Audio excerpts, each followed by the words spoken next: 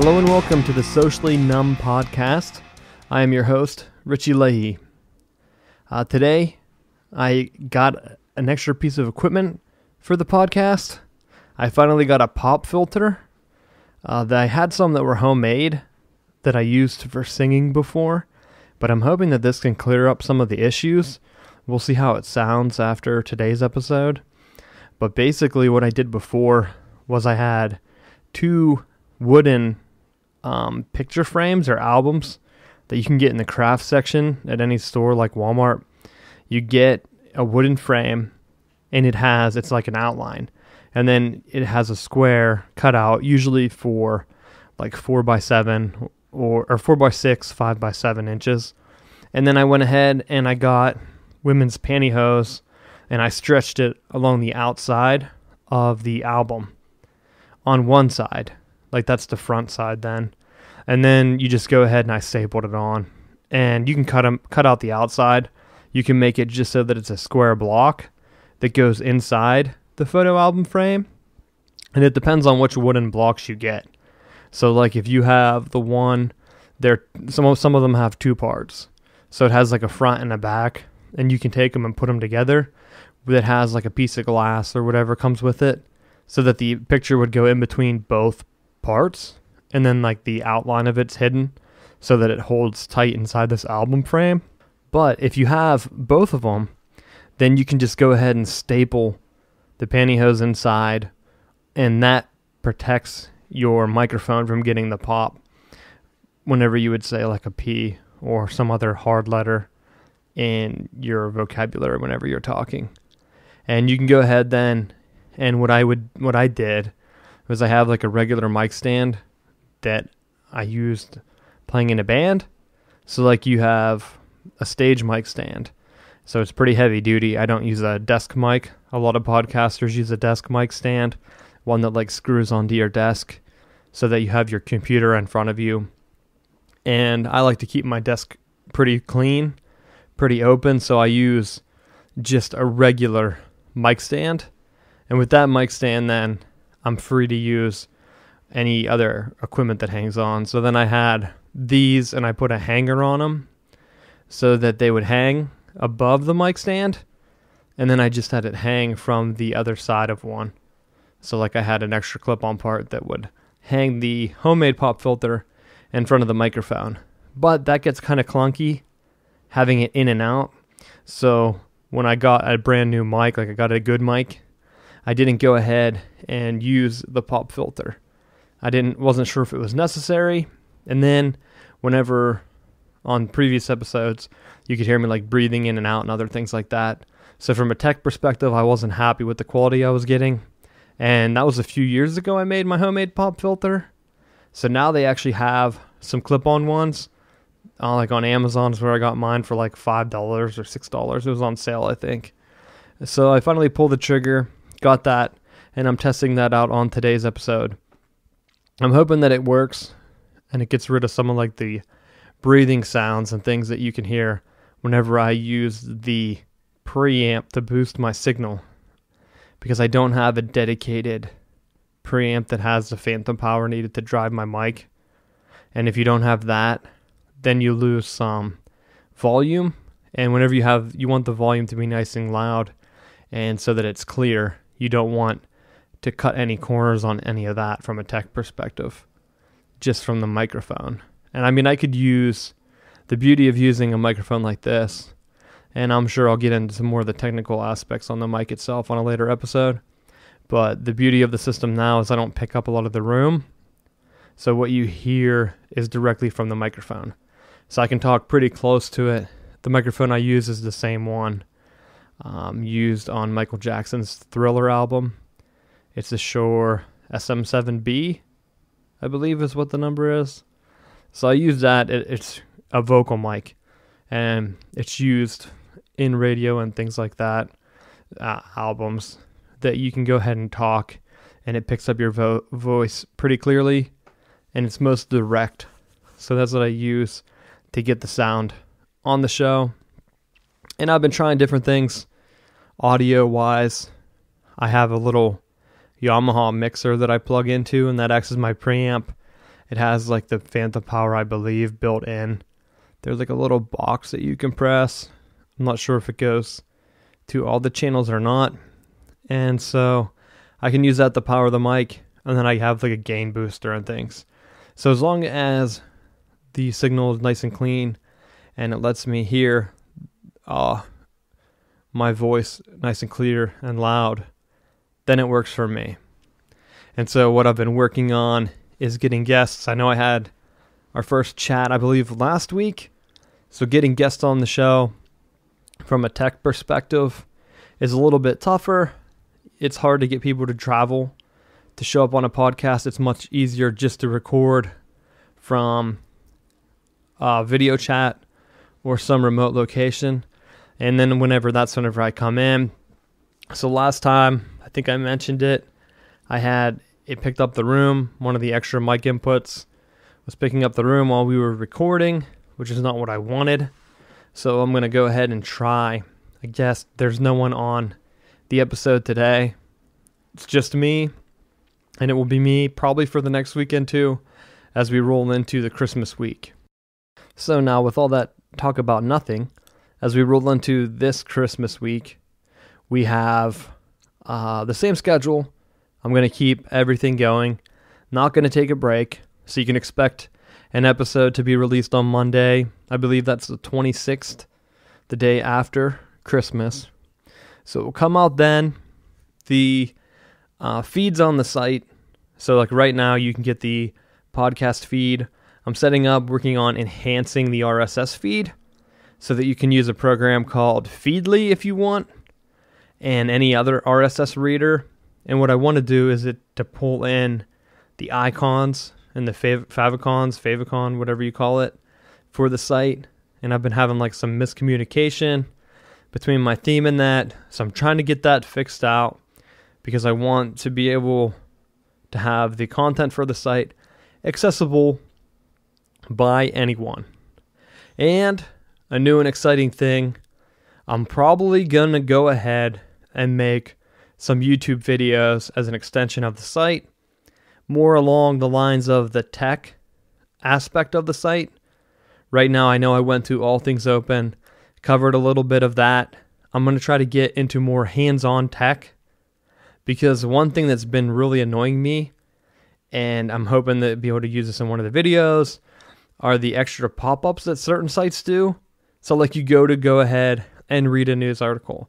First thing that pops up, it's like hey, sign up for our newsletter. Pop up, it's a modal that blocks the whole site. Highly annoying. You don't want that there. Then you go ahead, you X that out. Then it like goes ahead and says like, hey, blah, blah, blah. This site's brought to you by whatever. Visit our sponsor or continue to site. These are all pop-up blockers or pop-ups that you don't need. Now, some of them are circumventing like ad block or pop-up blockers, whatever you use on your site. So you don't want them. I'm going to go ahead and probably do some type of ad block extension talk later on. I've been putting it together. I've had some examples that I've done for academic research purposes where you could exploit security holes by using these, because certain sites use them to, so like I was researching certain newspaper sites because they used a subscription system for like a small town local newspaper. Their subscription system was based on these pop-ups. So like if you went ahead and circumvented the pop-up, if you blocked it, now AdBlock didn't block it because it wasn't an ad, but you could go ahead, put your own filter in AdBlock, block the whole pop-up, and you could read their entire newspaper for free without a subscription. A very poor security hole. Another one I found doing some research on the way these pop-ups handled were that if you went ahead and tried to authenticate with the pop-up, it would just add another query string into the URL. And if you went ahead and just did that yourself, each time you would go ahead and get around it. That's more of a manual thing. The other thing you could do on that is build a Chrome extension. If you wanted to write your own Chrome extension and have it pop up and automatically add a query string every time you visited this, like a certain domain, it would just go ahead and add the number. I think the number was like 58 or something. Whatever that number was, like it was a user identity tied to their system. You could probably use any number, and it would go in and automatically give you access to the system. And I see a lot of sites going more and more to that. I'm trying to get away with that, and I've been on a sort of struggle internally as I try to discuss ads on our site. I hate ads. I know that it's a necessity. If you don't have them to support the site, then people don't take your site serious. So it's like you want to have to find a common ground. You almost have to have them. Sites that have them get extra search result pulls from certain search engines who get their revenue from ads. That's just the dark side of it. You need to have the ads in place. I don't want them to be obstructive. I mean, I could go ahead and have no ads on the site. It's working fine right now without them. But I want the extra push. I don't want the site pushed down as just someone's personal page, because I think we have a lot of good information to share, and I want to get that out there. So that's it from a little bit of background as we get into the holiday season. The Christmas season's coming up. I'll probably do a Christmas episode next week, kind of like a Christmas wrap-up, talk about the Christmas season, what some family traditions are, because most people are still in the holiday cheer. The following week, not so much leading up. I'm pretty much tired of all the Christmas stuff already. So, I mean, everyone has different traditions, but when you go out and you see it 100 times a day, it gets kind of frustrating and just annoying. And it's sort of like the Christmas songs, as an example. You're out and about, you hear Christmas music over and over again. And I mean, I guess it's not as annoying or like from a normal day perspective throughout the rest of the year whenever they just put on 80s music. Because yeah, 80s music, that can get annoying as well. And you'll hear that everywhere. It seems to be like a phase that it's like the most non-offensive music they can play at stores and around. So they go ahead and throw out this 80s music. But with Christmas music in, everybody plays it. It's like everyone has the same songs. So there's really only a handful of Christmas CDs that are popular. And you can go ahead and get like a Christmas hits collection, maybe 100 songs, and you'll pretty much have every song that they play on the radio and that they go ahead and play at any convenience store, any shopping mall, any store. Boom, you already have it. So, not really going to get into some of the Christmas stuff. I figure maybe doing a recap would be better. Try to keep the Christmas cheer up and about. I know we did like the Black Friday. We actually celebrate our small Christmas family-wise pre-Christmas. We did like the Krampus thing, and then like on actually St. Nick's Day, and then we kind of sprinkled it in after that. Because whenever you're a young family, everyone's traveling, it feels like it's required that you try to see as many family members as possible, or you have people coming over to your house, and you never have that relaxing time where you can just chill and have a nice small family holiday. So we do ours early. It's a tradition that we started, and I really like it, and I hope it's something that can continue, because then you have your own holiday. Nothing is rushed. When I was growing up, you would get Christmas presents on Christmas Day, open them, and then immediately, all right, time to get ready. We have to go to so-and-so's house, or someone's coming over, put your presents away. We want to get cleaned up so that there's not a mess for them. And so you get all these presents, enough presents that you can just sit there and play all day. You get a brand new video game. Can you play it? No. So then you would be traveling around, and at the end of the day, you're just like, hey, can I just play with my present? Or even worse is if people are at your house, like your parents are drinking beers, they're chilling, having some fun, and you just like, there's only one TV or a couple of TVs in the house. Everyone's in there. You're like, hey, can I play my new game? Like, no, we're watching basketball or football or whatever's on. You're just like, hey, I just want the TV. Like, you don't live here. Can we enjoy Christmas? And so I try to do that with my own little family. Keep it simple and keep it separate. And that's it. I wasn't even going to talk really about Christmas. We'll do a recap next week on the Christmas season and what some of the traditions are that I do.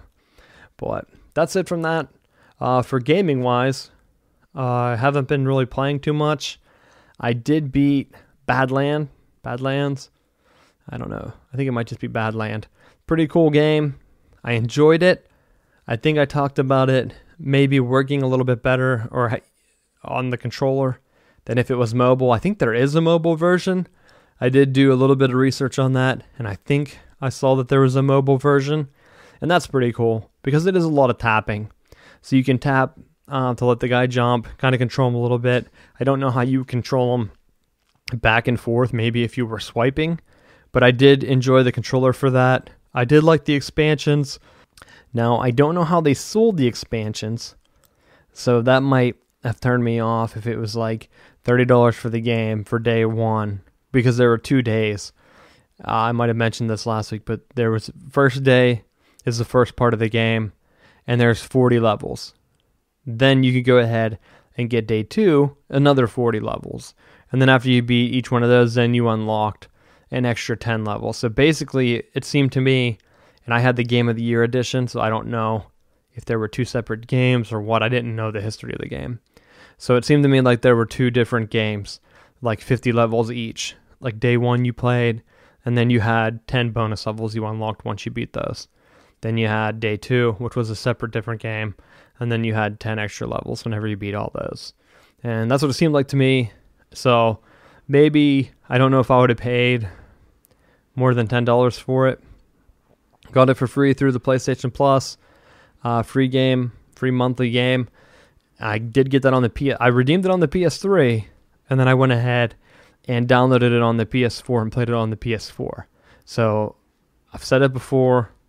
If you have a PS3, make sure you check your PlayStation Plus free games each month, because if they're PlayStation Network compatible, you can redeem them on the PS3, then bring up your PS4, and then you can download them on the PS4 and play them. So keep an eye out for that, because then you can go ahead and really build your digital game library.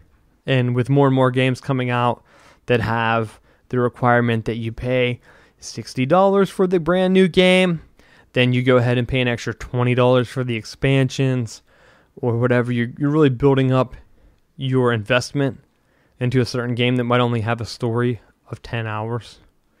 And that was one of my biggest regrets last year, was the Star Wars Battlefront. And I didn't really vet the game, so it was my bad.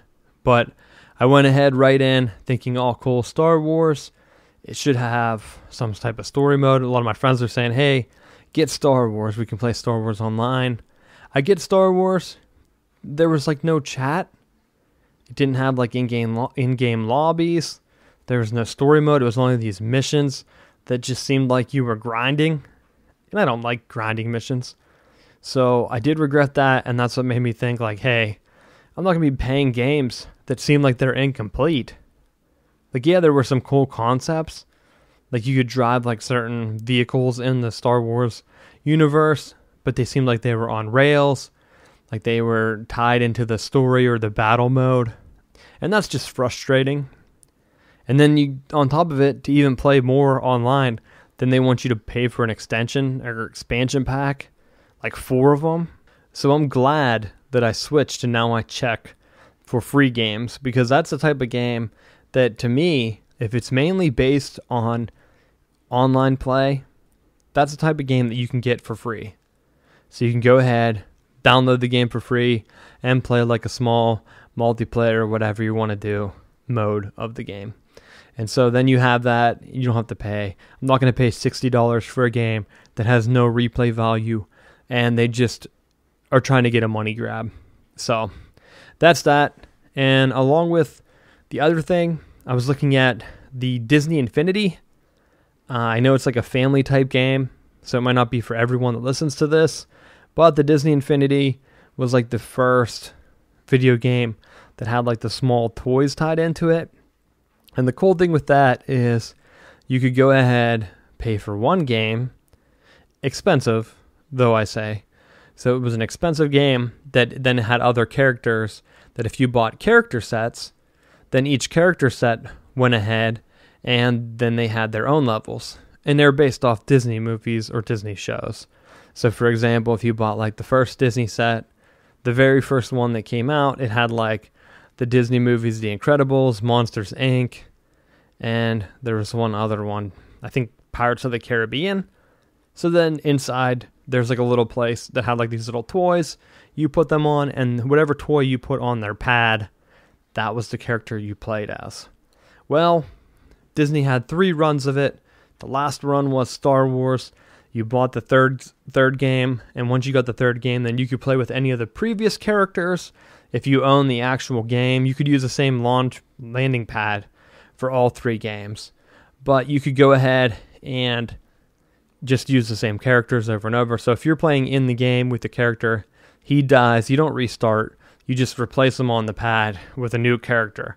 If you run out of characters, then you have to restart the level. So it's a kind of cool concept, especially if you liked the environments, and it kind of spawned some other ones. There was one called Skylanders, which I think I mentioned before, that we picked up because these are all going out of business now because it was unsustainable business market. You had kids mainly and parents who were going to invest in a game, $60 up to $80 depending on the game. That came with, you get a game and then you have 3 different levels, so 3 different stories with it, which I guess is okay if it's an investment as a parent. It's better than getting some games that don't have any story or any goals for your kids. And then there's it was called Toy Box, which I believe, and I could get slammed for this, is sort of like Minecraft, where you could build your own world, but it was geared towards like the Disney environments. So if you were doing like an Aladdin one, you could build up sand pits, different castles, whatever, and then you could play with your little characters in your own toy box and create like your own little goals and whatever you wanted to have in that toy box. So then once you had that, they released these other packs. So like you go ahead, get the first game, then they had a Toy Story game, and Toy Story went ahead, and then they had a story for that little pack. Then you could have a couple different characters you could buy, and then you could also buy add-ons. So like each of these were maybe $20. It's kind of like a new game for kids, which kids games aren't that long, geared towards kids. But then again, every year they would release a whole new game. So they weren't building on. It wasn't like they made the base game and then just started to release these other packs. No, they went ahead and rewrote the whole game, and then you had to buy the $60 or $80 pad all over again. And then it was called like version 2, which is crazy, and which is where they lost their money. This is where parents had to start getting tired, because it's not clear, as I'm looking at them, because once they got canceled, you can pick up a starter pack for like $5. And as a parent, you just go out there and say, hey, I can buy a Disney game for my kid for $5. That's a good deal. I mean, if you're in, like some of them, so like I have a friend with kids that is into Frozen, but the bad part is Frozen, they don't tell you that if you buy the Frozen characters, there's no story for Frozen. So only some of the characters had stories and some of them didn't, which is frustrating, and you don't know. Like if I go in there now, I have to do research because there's a whole clearance aisle that just stacked with these Disney Infinity guys, and I don't want to buy a starter kit that's just the characters and then like some extra, like maybe a magic carpet if I'm buying the Aladdin one, and there's no story for them. So you have to be very careful, and I think that's where they started to lose their money, and probably where they started to like bite it in the back end, because parents that were invested in it at first were like, every year I have to reinvest. Like I have to tell my kids no. Yeah, maybe they wanted the Star Wars one, but once that came out, it's like they have 3 different Star Wars stories. So if I wanted to have the complete Star Wars set, like let's say if the main kit's $60, then there were 3 other stories, or 3 total stories.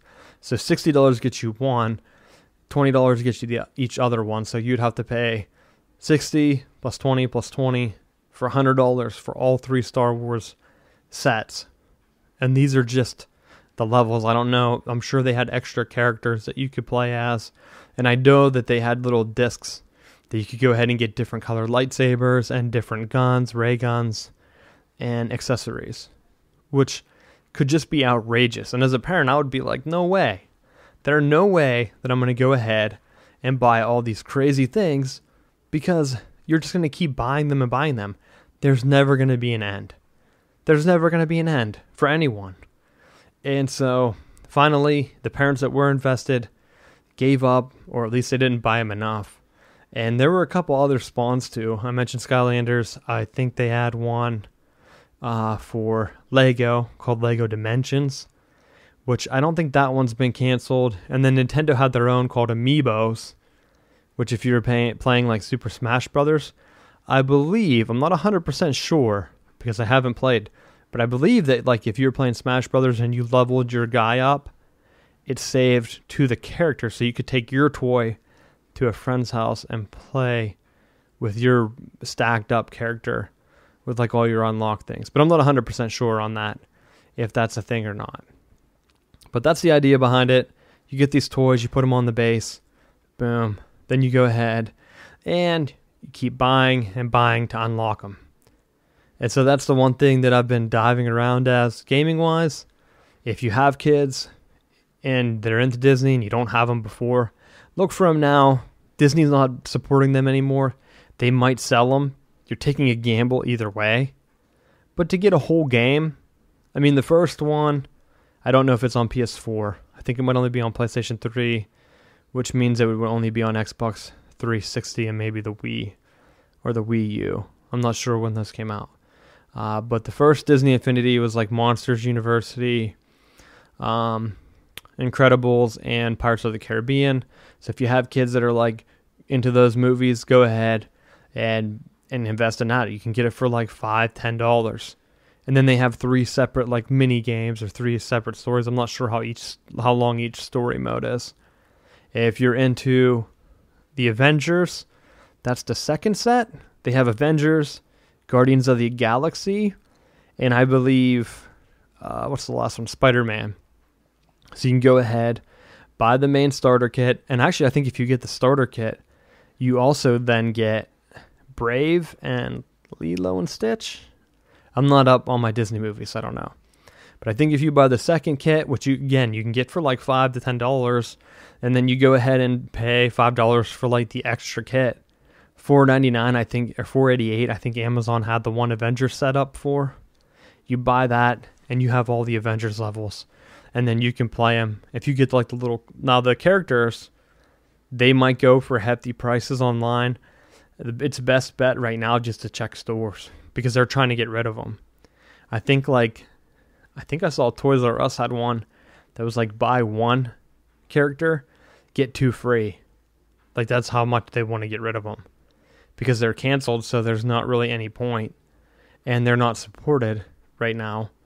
No one's picked up on them. Now in the long run, hey, maybe Disney will go ahead and release a patch to Nintendo for Amiibo, where hey, you can go ahead and use our characters in Super Smash Brothers, which I think would be a cool crossover. The other one you might see is Lego. I think Lego would be pretty cool because Lego one has movies like Harry Potter. I think it has Scooby-Doo. What other ones did I see? Lord of the Rings, maybe. Yeah, so there are other options out there that if Disney gets bought up by these, hey, it could be like one pretty cool game thing that you can get for cheap and do like some mini crossover games if you have kids. So that's something to look for. Pretty cool deal that I found. If anyone else is into like gaming and don't want to play like straight up games. And I think the Skylanders, I don't think it's been canceled yet, but I don't know if the next one's in development. They were doing the same thing. It's based off the Spyro universe. If you remember Spyro from the PlayStation. So they went ahead and did the same thing. They have other characters. You buy them. Every year they had a different version. And then eventually no one's going to buy the same game over and over and just with different characters. So what they should have did was just have one base game and then released other packs every year and like build it up, like, and then try to tie a story to it. So like Disney could have went ahead and with all of their movies, they could have had the first base kit that you get, even if it's $60, because then the price stays constant.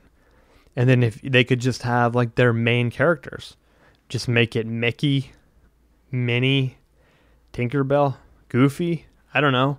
Put some other Disney characters on there.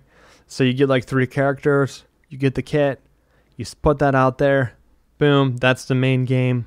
You have to buy the main game or nothing else works. That's the only way you can get the landing pad. That way, you don't have to keep buying that over and over again. You buy that once, and then sell the levels for $20 or whatever, and sell the extra characters for $5. I don't know how much it takes to manufacture them, but that would have been my suggestion. You might have saw lower returns on the first year and every year. I mean, I guess they would get a bump each year whenever people would have to buy the starter kit over again. But if the pad's the same, then the other like updates to the game themselves could be added through patches that you can download on your system. I would imagine that that's pretty much all they do. Even if there was such a big jump from version 1 to 2, I mean, just make it an extension add-on and then just keep everything else the same so that it downloads, or that the PlayStation version has like a high-def graphics or whatever they needed to do. But it's a shame that they went out, because you were starting to see the toys everywhere. There were whole sections of toy stores set up just for these little characters, and now they seem like they're dead. So that's the main thing that I've been looking at from a gaming perspective. I haven't really dug into any more of the other free games. I did start to dig into some Zelda on the 3DS, some of the old downloadable ones from the Game Boy Advance, I believe, because I had played, I'm pretty sure, I have a list, but going off the top of my head, I'm pretty sure I played through most of the console Zelda games, and as I get ready for the Nintendo Switch to come out, I want to go ahead and start to beat other Zeldas, because I don't think I'm going to get the Nintendo Switch on launch. And the reason is, I just don't think there's a draw for it. And if the Nintendo Switch bombs again, then what? I mean, maybe Zelda will be a launch title. Maybe it won't. If the Nintendo Switch is such a bomb, then you can just wait till Christmas the next year and you can buy them on sale for a lot. Or what happens, it becomes a de facto Nintendo handheld system, and it's going to be cheap. And then, yeah, they're just going to go ahead and release updates to it so that it's sort of like a tablet and a dock each year, which could make sense, because I think that's what the PlayStation 4 is doing with the PlayStation 4 Pro. I don't know why they just didn't drop it and drop the number and just call it like the PlayStation. And then like, I think that's what the Xbox is doing. They went ahead with Project Scorpio, or whatever they're calling it, the 4K version of the Xbox. And they went above and beyond. I think it's way more powerful than the PlayStation 4. They went for just all-out power to compete with maybe the PC gaming. I don't know. But I was already in on the new Xbox. I mean, I wouldn't mind having a PlayStation 4 and an Xbox. But my thing is, they need to have a crossover with all these old other PC games. If Microsoft is in charge of the Xbox, and the only first party title that they have is what, Halo? Maybe Forza, or that racing game? I wouldn't play that just for first party. I wouldn't buy a system just for a racing game. But if they went ahead and combined their system into a sort of console PC, so that I don't have to worry about going out and buying a brand new PC every couple years, upgrading my processor, getting my fans in place, and all that other mumbo jumbo that I don't want to have to worry about. Because if I'm in a game, I like the PlayStation 4 where I have the PlayStation, it's going to get the updates, that's going to be it. When it runs out of power, they're going to release a whole new console that you're going to have to invest in. I'm not having to do my own research and finding parts to go in and expansion ports. It should just build up. And I think that's what the PlayStation is doing. And I think Xbox is getting there. Their problem is The Windows and Microsoft never had a central store. So Windows, you could get your system, game, program, software from anywhere. Some of them were downloadable on the internet. They were like these shareware programs that were all messed up and had like hidden fees and all kind of other garbage that would mess up your system. But from the beginning, they just had no central system. They fought it. Apple had it in place. They're finally starting to get it. Maybe now they can go ahead and have one central store. Now, the only problem with most people is most people already went ahead and bought games on Steam. They're not going to switch right over to the Xbox. And that's where I'm at. I already have games on Steam. I would love if the new Xbox came out, Scorpio, whatever, and they played my Steam games. If Microsoft lets you install them, which they can, because they run Windows, and the rumors are, I haven't been able to find research on this clear and concise either way, but the rumors are that the new Xboxes are going to start running Windows 10. And as long as Windows 10 is free, I mean, hey, maybe it will be included in Xbox Live pricing, which I think most people would pay for anyway. Just like the PlayStation Plus, I think you might get free games, and you get like access to play games on the internet.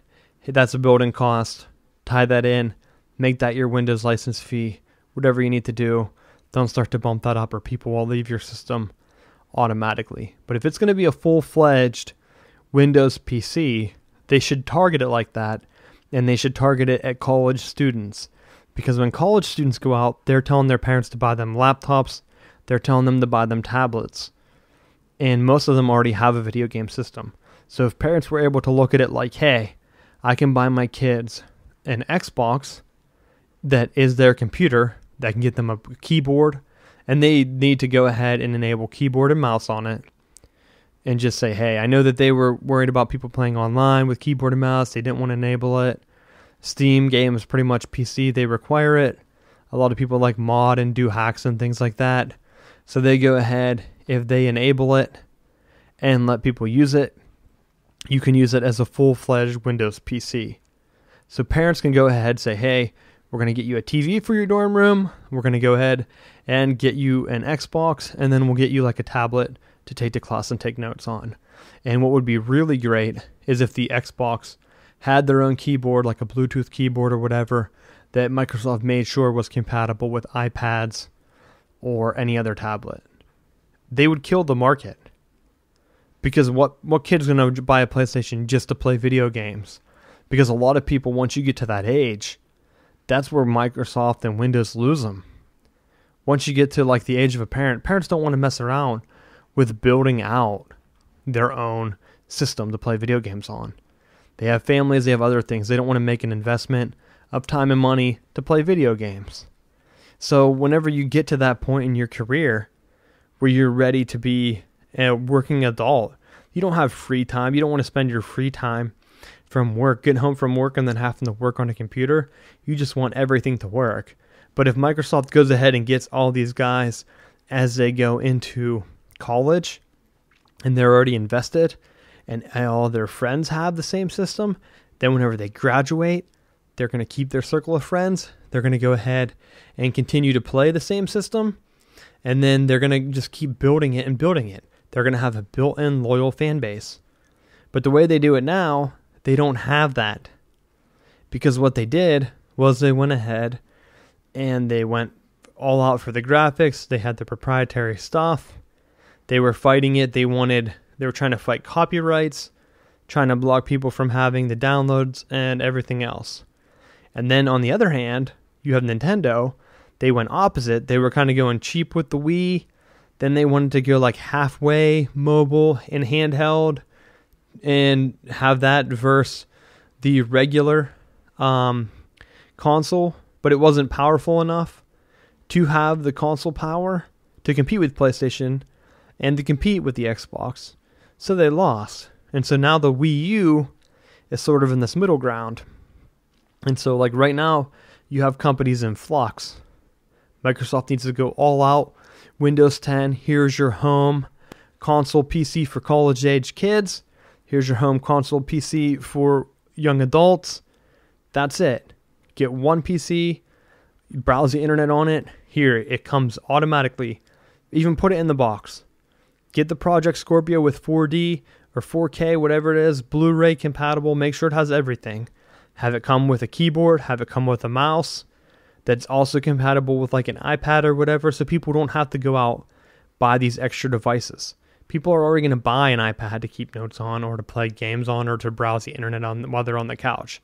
They're not really buying laptops anymore. So Microsoft just needs to say, hey, we want to be your home entertainment center. We want to be your all-in-one, your PC. Go ahead, bring it up. Bring up Netflix on it. It's your own stream box. Why pay extra? I mean, here we already have a built-in app you can download to play all your movies on. They would kill it, and Nintendo needs to make up their decision what they want to do. If they want to stick in the handheld and the mobile, they need to build a virtual store. I'm still on that. They have the Switch right there. If the base is made for the Switch that you can swap in and out with whatever, and I'm not sure where the hardware is. So my feeling is that the hardware for the system is in the actual tablet, which is smart, because then what they can do is take the base from the initial Switch, and then they can sell them separately in the future if there's an update. So just like they have like new tablets or whatever. So then that base is always staying at your house. And then if, let's say, technology increases, which it does all the time, in 2 years, you can go ahead and get the updated screen, still use the original screen, but now you have two screens. You can play multiplayer at your house. So then you're not buying 100 Nintendo Switches. They go ahead and they're like, hey, now you can use two screens to share the same game. The base can share them, whatever. But Nintendo can go ahead and build that. Kind of like if someone has a 3DS and a new 3DS, I believe they all play the same games.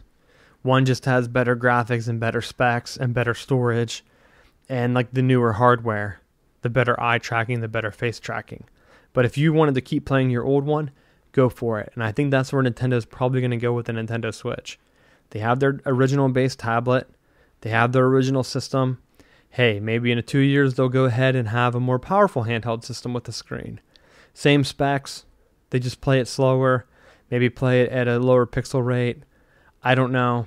It depends how they have the programming software. They could probably downsample it, upsample it, and do whatever they needed to do to make sure that it runs smoothly on the old console and on the new console.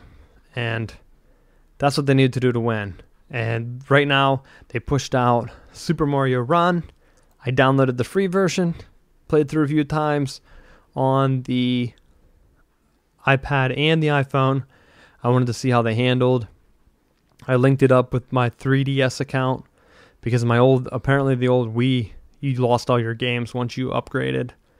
Or they're still on my Wii. I don't know if you can transfer them. But because there's no central store, I can't go back and transfer old Wii games to a 3DS. I might have been able to do it for a fee on the Wii U, or maybe for free on the Wii U. I don't know. But I go ahead and I link it up. It's kind of good.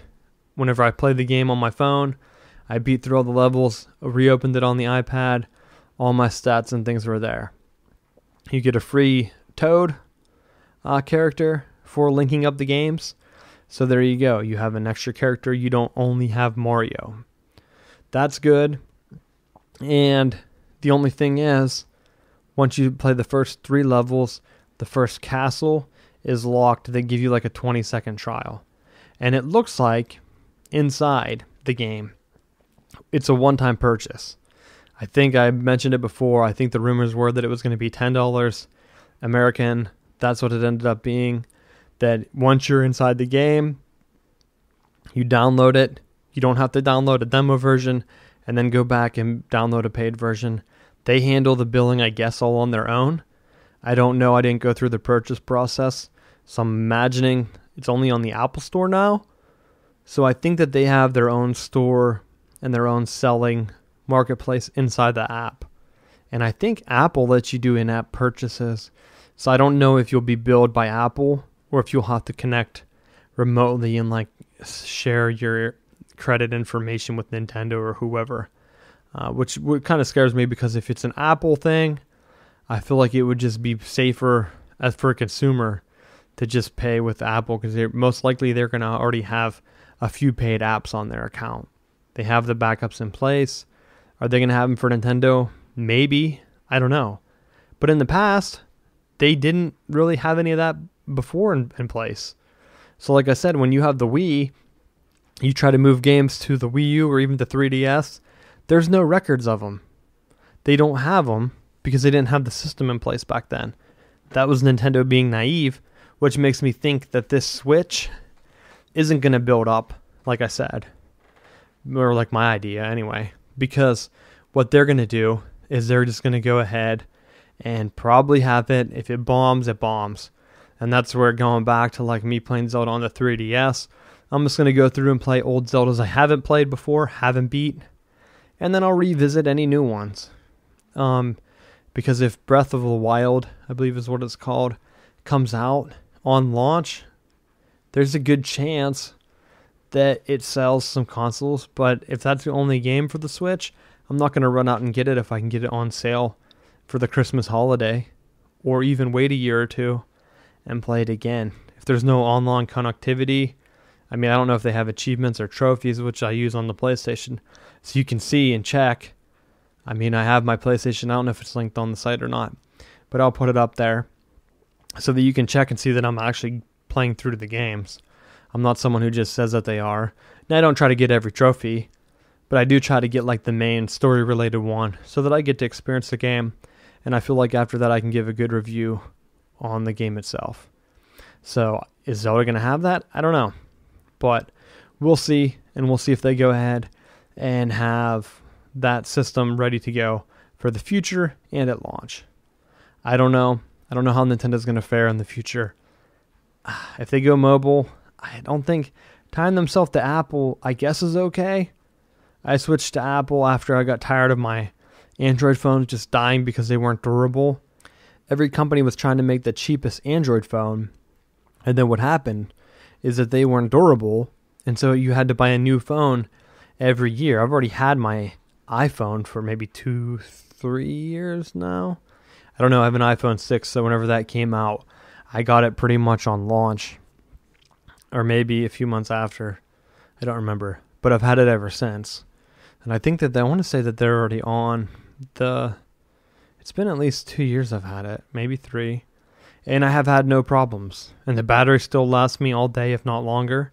So there's no reason for me to upgrade unless I would drop it and crash it or break it some way like that. So Android doesn't have that type of stability. And then even with what was the one from Samsung that were catching on fire? The reason they were catching on fire is because they were trying to like put all the power in but keep the components low cost. You have a bunch of plastic components close to each other. That's not good. I'm pretty sure the iPhones are still aluminum. That helps dissipate heat. That helps keep the cooling in place. You don't have to have all kind of extra fans or whatever blowing in the phone, which most phones don't have. So you have a bunch of plastic components. Yeah, of course they're going to melt. But I don't know why more companies don't have like metal or aluminum phones to help dissipate the heat. It doesn't make sense. I mean, it has to only be the cost. They're just trying to keep the cost down. And that's whenever you have phones that don't work in the long run, and which is why I switched. And if Nintendo wants to tie themselves to Apple, good, go for it. They still have a whole library of games they could be porting. I mean, and you can't tell me that Nintendo can't invest in it, because you can find thousands of original Nintendo games, ROMs, on the internet if you wanted to search. I'm not telling you where, I'm not telling you to do it, but they are out there. You can download thousands of arcade game ROMs. And what a ROM is, it's the actual, like a file of the game. You can download in an emulator. The emulator emulates the original system. So if someone randomly did that on the internet, put together a system, and recreated all of these games, they took them from the cartridge, went through and put them on the computer, hosted them, had other people send in their games, or have them do it from their game themselves, and put them all there. Recreate the headers that the NES had on a computer, and then emulated them, and then emulated other systems. So there's hundreds and thousands of games, pretty much every couple generations back. So like right now, I think a PC has enough hardware to run maybe PlayStation 2, maybe, what was that? PlayStation 2, GameCube, and the original Xbox. Maybe some of them computers now have, like a common computer, I mean. Not like a hardcore gaming computer, but like a cheap, you walk into a store and buy like the cheap $200 computer. I think most of them have the specs to run GameCube stuff and PlayStation 2 things. Maybe PlayStation 3. I'm not sure. I haven't tested either of those for a long time. But I do know that like if you wanted to, they had the architecture in place. And you can go ahead and play with your own games and put them out there. And that's it. So Nintendo already has the capability. Or if they don't, they could hire someone that does. I mean, you could track down the person behind it. Like, hey, and say, like, hey, I'm Nintendo. We're trying to get the system in place. We will pay you. Please help us. They can find someone to do it. They just don't want to do it. I mean, they already kind of do it. The emulator on my 3DS is playing that Zelda game. And the reason I know it's an emulator is because it lets you save states. So you can go ahead and save your state in the game and then reload it. And what that means is you bypass the initial game saving mechanism, which is kind of cool. Because from that, the cool thing with that is that you don't have to keep saving the game inside whatever the old architecture was. So back in the day, certain games didn't have the capability of saving. So they were very limited. And if you go all the way back, some original Nintendo NES games had batteries, and the batteries were used to save states on the chip inside the game. And so with that, you had very limited save opportunities. And with a save state on an emulator, you can actually save at any time. More like a modern game, which makes some of the games that were very hard to beat easier to beat, much easier to beat, which is kind of a bummer. But I mean, like, hey, if you're playing just to play a game that you haven't played before and you want to make sure you see the whole game, it's very cool. It's very cool to run through old games and play them like that. So look for that. I don't know what's going to happen. Nintendo might go ahead and do that. It's been a fairly long episode, just basic tech things and some gaming. Didn't get into sports. It is championship weekend for my fantasy football league, and so I've been kind of laid back on that. College bowl system's in. Since we chatted and talked sports last time, I've been trying to get things in the books. I didn't want to chat on fantasy until I knew for sure, but I'm in the championship. Looks like I could win back-to-back championships, which is really cool. Our league is very hard and has pretty good parity. So, like, it's unfathomable that I could even be in this position. So it's very cool, and I hope it works out. I don't know. It's tough. It's tough to pick players and pick systems, and I think fantasy does lead to some frustration with watching the sport, because then you get into picking and choosing like teams, and not really teams but players, and then you're hoping that, like, hey, if you have a receiver, you want that team to pass, so then you have to pick like, which team's going to pass? I need to find a receiver from that team. So it adds a whole nother element, and I think the explosion of fantasy kind of might be leading to the ratings drop. But we'll get into that. I'm saving for that for next week. Probably going to go ahead and do a full-on sports episode. So if I hear anything else on the consoles, I'll be bringing that in. Look for improvements to keep rolling out to the site, getting everything in place. I'm trying to get a more consistent state for the guests so that they can go on, bring some other things, maybe get some contributors to the site, get some contributors to other elements of the podcast, and keep everything flowing. So if you have any comments, suggestions, want to help out, reach out to me, send me an email. I'm going to get some more easier forms up on. I think I'm going to go with Google Forms. It's just easier. I was using a third-party thing. I'll touch on that next time. I'll try to have it in place. But with the Christmas weekend, I can't promise I'm hoping to have everything rolled out by the new year. We won't be missing an episode. So if there's anything else that comes up, I will fill you in sometime around the new year. So have a Merry Christmas. Thank you for listening. And you've been listening to Socially Numb with Richie Leahy.